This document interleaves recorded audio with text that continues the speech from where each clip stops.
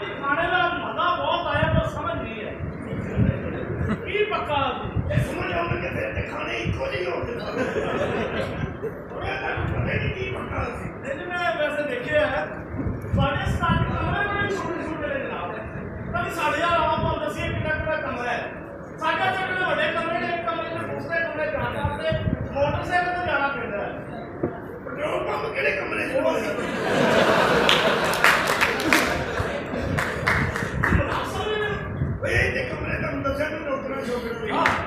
ਸਾਡੇ ਕੋਈ ਕਮਰੇ ਵੇਖੋ ਕਮਰੇ ਤੇ ਛੱਡ ਦਿਓ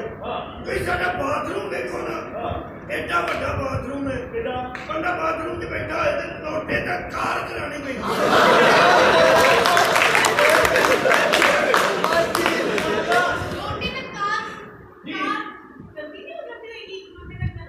ਉਹ ਰੱਖੀ ਬਾਥਰੂਮ ਲਈ ਤੁਸੀਂ ਆਓ ਤੁਹਾਡੇ ਚੱਕਰ ਲਵਾਉਂਦੇ गंदी कार रखी थी असि ते फरारी रखी फरारी वो केड़ी हुंदी फरारी फरारी मेरी फरारी ओने ने ओ फरारी शरारी मैं नहीं करता आपने क्या रखा मेरे को तो बड़ी लंबी कार है एडी लंबी कार है जनाब ड्राइवर अपनी सीट पे बैठा है मैं पिछली सीट पे बैठा हां असि लाहौर जाना है ड्राइवर यादगार सी बड़ा सियालकोट